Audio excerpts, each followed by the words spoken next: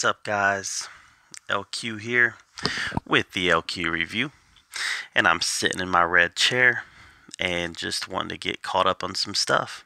So I thought that I would do my Doom Patrol reviews. I'm actually 2 behind.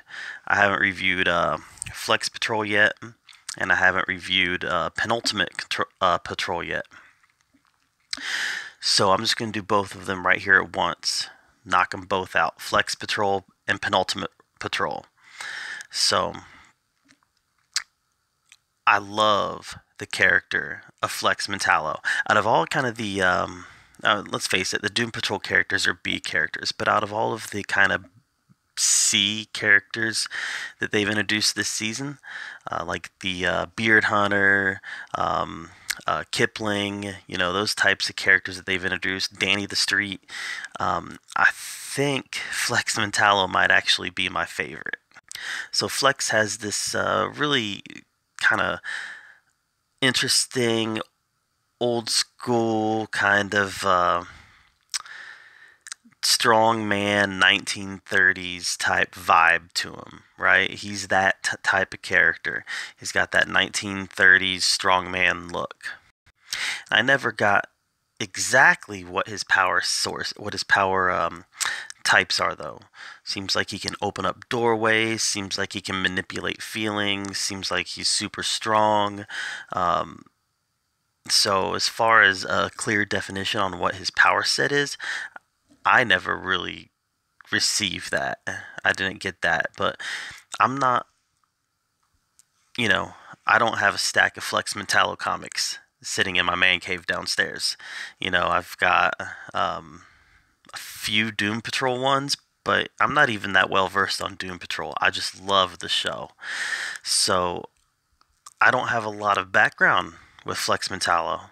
In fact, I'll just be straight with you. I didn't even know he was a character until this TV show. That's how obscure he is. So seems like he can, like I said, open doorways, manipulate some feelings or some emotions, and he's super strong. Looks like he's kind of invulnerable. I don't know. But what I like about him is he's funny. He's really funny. He's very charismatic. And in a Doom Patrol season that's had a lot of comedy in it, recently it's had a lot of heavy in it too. It's had a lot of heavy. It's had a lot of heavy, dramatic stuff happening. So it was nice to get kind of this silly character, Flex Mentallo, come in and just be charismatic for us. Just be charismatic and make some jokes and have some fun. Yeah, I know Danny the Street is kind of a comedic type character, and I know that the Beard Hunter is kind of a funny character. He is a funny character, but I don't know, just something charismatic about the actor that played Flex Mentallo.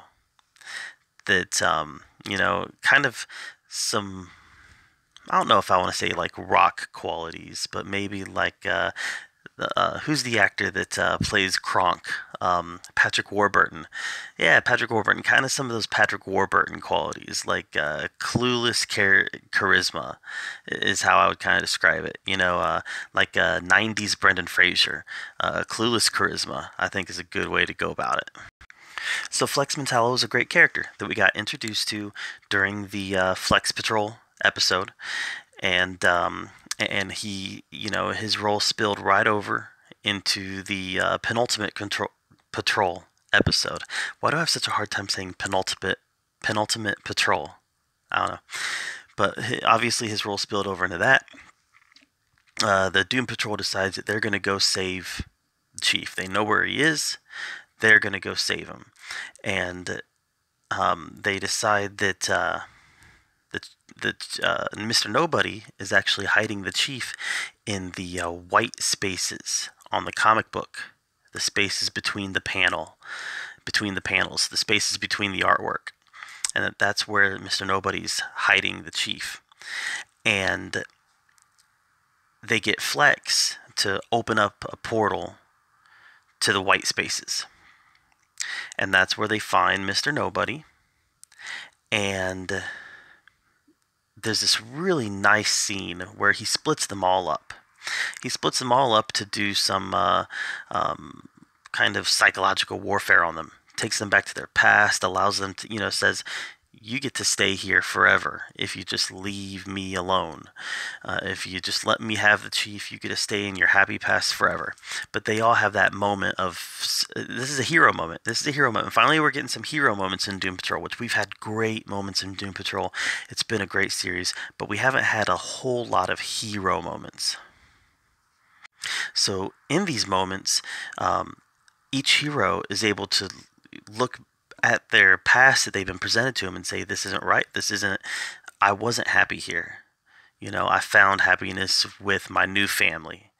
So they all willingly had to walk away from being tempted by Mr. Nobody, being tempted with what they've been pining for the whole season.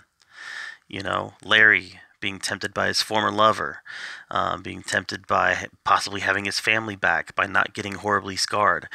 Cliff by not getting in the wreck, not losing his wife, not losing his daughter, not losing his body. Rita by having her film career, not turning into a blob monster. They all were tempted in ways that they've been wanting.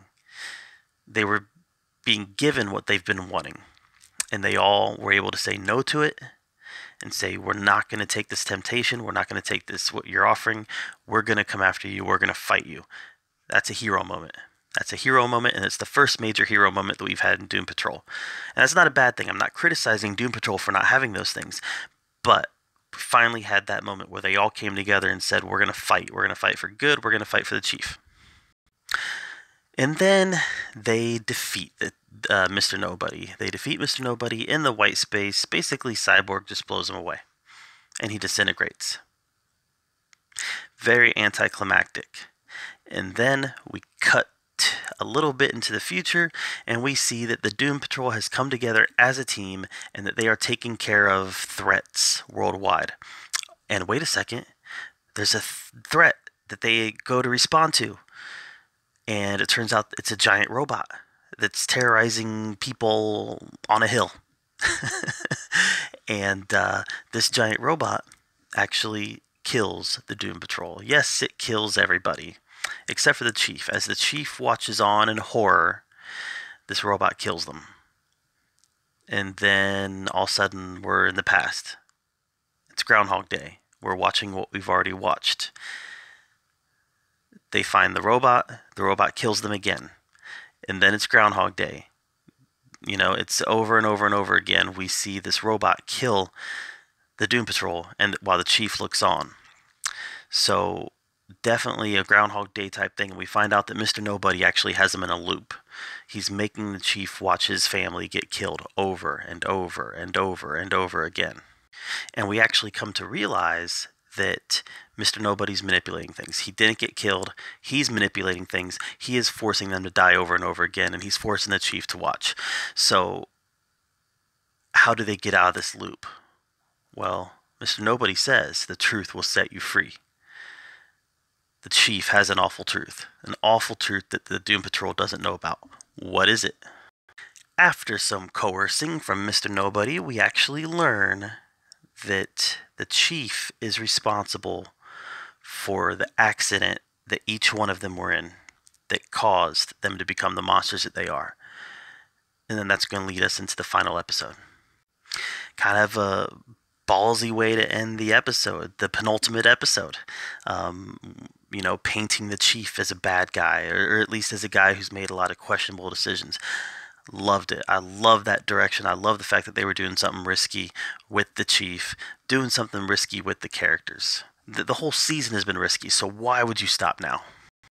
So yeah, I definitely loved what these 2 episodes did.